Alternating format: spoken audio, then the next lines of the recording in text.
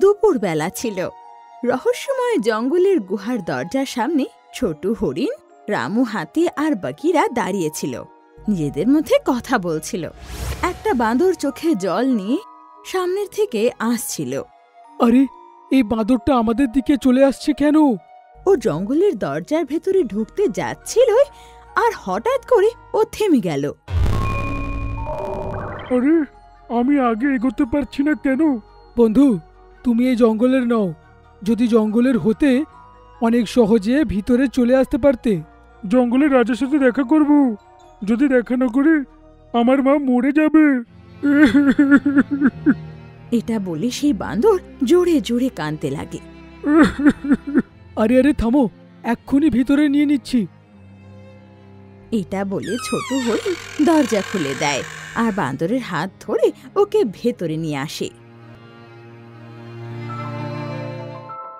বাঁদর দেখে যে জঙ্গলের ভেতরের সব গাছে রং বেরঙের ফল ঝুলছে আর যেন বাল্বের মতো চমকাচ্ছে, আর অন্যদিকে গোলাপি শরবতের নদী বয়ে যাচ্ছে। আরে, আমি ভিতরে কি করে এলাম?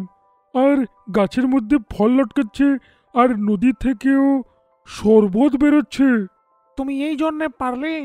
যদি এই জঙ্গলের কোনো প্রাণীর সাথে তুমি আসো, তাহলে অনেক সহজে ভিতরে আসতে পারবে। আর এই সব জিনিস যা তুমি এখন দেখছো, তাই জন্যে এই জঙ্গলটা রহস্যময় জঙ্গল বলা হয়। ঠিকই তো শুনেছিলাম রে বাবা, সত্যি রহস্যময় জঙ্গল এটা রে বাবা। এবার বলো, তুমি কে আর এই জঙ্গলে আসার উদ্দেশ্যটা কি? আমার নাম মিঙ্কু বাঁদর, আর আমার মার কষ্টে আছে। যদি রাজার সাথে দেখা না করে সকালে মা মরে যাবে। এটা শুনে ছোট হরিণের ওর ওপর খুব দয়া হয়, আর এই তিনজন মিঙ্কু বাঁদরকে সাথে নিয়ে রাজা শের খানের গুহায় চলে যায়। মহারাজের জয় হোক। আরে ছোট হরিণ, কেমন আছো? আরে বাঁদর তোমার সাথে কি করছে? মহারাজ, এই মিঙ্কু বাঁদর অনেক চিন্তিত আছে, দেখা করতে চাইছিল, তাই আনলাম। বলো, কি সমস্যা তোমার? মহারাজ, আমার মা অনেক অসুস্থ হয়ে পড়েছে, চোখের দৃষ্টিও হারিয়েছে, আর আস্তে আস্তে অনেক দুর্বল হয়ে যাচ্ছে। আপনি যদি সোনার গাছের ফলটা আমাকে দিয়ে দেন, ওটা খেলে আমার মা সুস্থ হয়ে যাবে। না, ওই ফল এরকম ভাবে দেওয়া যায় না। একে প্রাসাদ থেকে বার করো। এটা শুনে সব পশুরা খুব অবাক হয়, আর গন্ডার সেপাই মিঙ্কু বাঁদরকে জঙ্গল থেকে বের করে দেয়।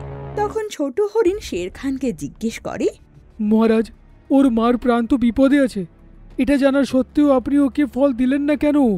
ছোট হরিণ, সবার ব্যাপারে তো ভালোই ভাবো, কিন্তু গাছে হয়ে থাকা ফলটা সাধারণ নয়। এসো আমার সাথে। শের খান ছোট হরিণকে নিজের মহলের বাগানে নিয়ে যায়। সেই গাছে সোনালি পাতা ছিল, আর তাতে শুধু একটা মাত্র নীল রঙের ফল ছিল। এই দেখো গাছটা তোমরা, এতে যেই ফলটা হয় না, 5 বছরে একবারই হয়। এটা যে অসুস্থ লোক খেয়ে নেবে, সে পুরোপুরি সুস্থ হয়ে যাবে, বুঝলে? কিন্তু যদি সুস্থ কেউ এটা খেয়ে নেয়, অনেক শক্তিশালী হবে। সে শক্তি নিয়ে তো সে খারাপ কাজও করতে পারে, তাই না? রাজামশাই, তাহলে ওই বাঁদরকে কেন দিলেন না? ওর মাও তো অসুস্থ, তাই না? এইভাবে তো বিশ্বাস করা যায় না। ওর মা সত্যি থাকলে সাথে তো নিয়ে আসতে পারতো, তাই না?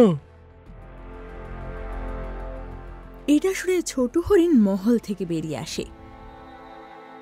তো মিঙ্কু বাঁদরকে বাইরে বসে কাঁদতে দেখে। আমার মা চোখের সামনে কষ্টে মারা যাবে, কিভাবে বা আমি এটা দেখবো? চিন্তা করো না বন্ধু, কিছুভাবে নিজের মাকে নিয়ে এসো, তারপর ফলটা আমি জোগাড় করব। বন্ধু, আমি এক্ষুনি নিয়ে আসছি। তোমার অনেক অনেক ধন্যবাদ। আরও ওখান থেকে চলে যায়। সকাল হতে এরা সবাই আবার শেরখানের গুহার কাছে চলে যায়, আর এদের সাথে তখন মিঙ্কু বান্দরের অন্ধ মাও ছিল। মহারাজ, এই দেখুন আমার মা, এ না দেখতে পায়, না দুর্বলতা দূর হচ্ছে। এখন তো মারা যাব আমি। যেন একটু তাড়াতাড়ি মরি, তবে গিয়ে শান্তি পাবো আমি। এটা বলে সেই বান্দরই মাটিতে পড়ে যায় আর জোরে জোরে শ্বাস নিতে লাগে।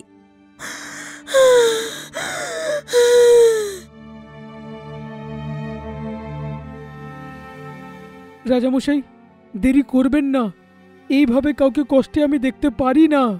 ছোট হরিণ, তুমি বলছো তো ঠিক আছে, ওই ফল আমি নিশ্চয়ই দেব। এসো আমার সাথে। শের খান সবাইকে নিজের বাগানে নিয়ে যায়। রামু হাতি, ফলটা তুলে বাঁদর মাকে দিয়ে দাও। রামু হাতি তার সুর দিয়ে সেই ফল আনে আর অন্ধ মায়ের হাতে তুলে দেয়। কি কষ্ট হচ্ছে আমার। এটা খেয়ে নাও বাঁদর কাকিমা, আপনি একদম ঠিক হয়ে যাবেন। আর এটা শুনতেই বাঁদর মায়ের মুখ থেকে শয়তানি হাসি ফুটে ওঠে।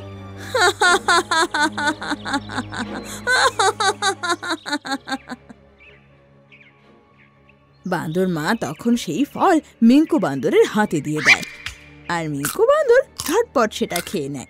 না, মুহূর্তের জন্য তারা অবাক হয়ে যায়, আর পরক্ষণে সিংহ হুঙ্কার দিয়ে মিঙ্কু বাঁদরের ওপর লাফিয়ে পড়ে। কিন্তু মিঙ্কু বাঁদর হাওয়ায় নিজের হাত তুলে তার ওপর জাদু করে দেয়, আর শের খানের ওপরে একটা খাঁচা এসে পড়ে। শেষমেশ আমার ফাঁদে ফেসেই গেলে। হ্যাঁ, এর ভেতরে শক্তি এসে গেছে, এখানে থাকলে তো আমাদের কেউ আটকেই রাখবে।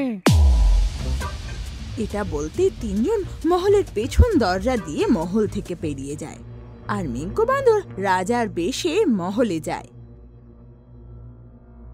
মিঙ্কু বাঁদর, শের খানের মুকুটটা তোমার মাথায় কি করছে? রাজা মশাই কোথায়?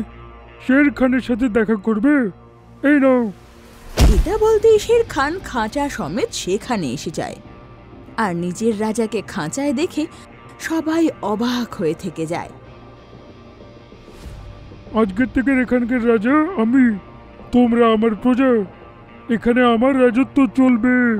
এই কথায় সবাই অবাক হয়ে যায়, আর মিঙ্কু রাজার হাসি পুরো মহলে ছড়াতে লাগে।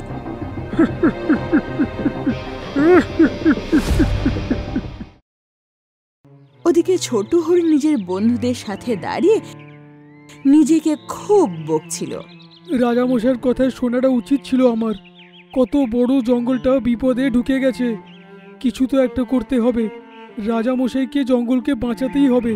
এবার আমি কোনো না কোনো রাস্তা বার করব।